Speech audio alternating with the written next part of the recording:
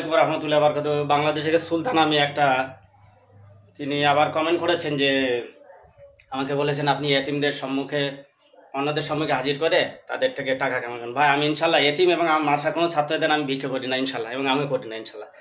আমার জমি লিজ দেওয়ার টাকা, খতম পড়ার টাকা, তারপর আমার টিউশনি পড়ার টাকা ইনশাল্লাহ চালে। ওই দিন আমার মাদ্রাসা ছোট আর বাচ্চা অল্প। এক নম্বর আপনি ভেসে গেলেন, আর আপনি বলছেন আমাকে নরকের কীট। নরকের আমি না, রসুল সাল্লাল্লাহু আলাইহি বলেছেন যে মহিলারা নরকের কীট। আপনাদের মতো যারা মাদার পূজা, পীর পূজা, শিরিক, কুফার এবং বেদাত করে, উল্কি অঙ্কন করে, যেসব মহিলারা স্বামীর প্রতি শুকরগুজারি নয়, লানতগ্রস্ত, সেই সব মহিলাদেরকে রসুল সাল্লাল্লাহু আলাইহি ওয়াসাল্লাম নরকের কীট বলেছেন। তবে আপনি একজন নরকের কীট, নাম্বার 1। নাম্বার 2 হচ্ছে যে আপনি বলেছেন যে 5 ওয়াক্ত নামাজ কোরআনে হাদিসে নেই। কি আপনি ইবলিস শয়তান? আপনি অবশ্যই কোরআন থেকে আমি দলিল দিয়েছি।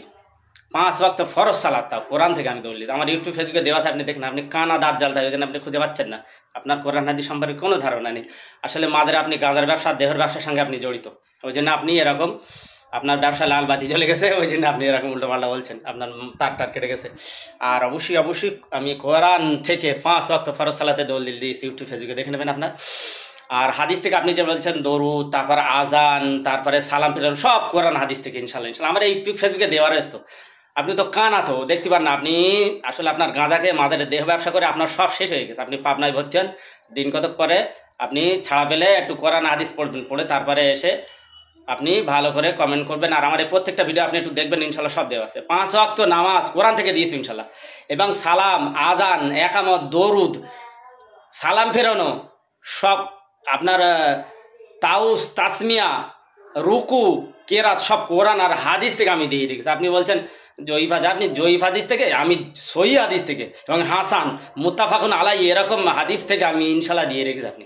আপনি সিয়াসিত্তা হাদিস থেকে, সব সহি হাদিস থেকে দিয়ে রেখেছি প্রমাণ সহকারে।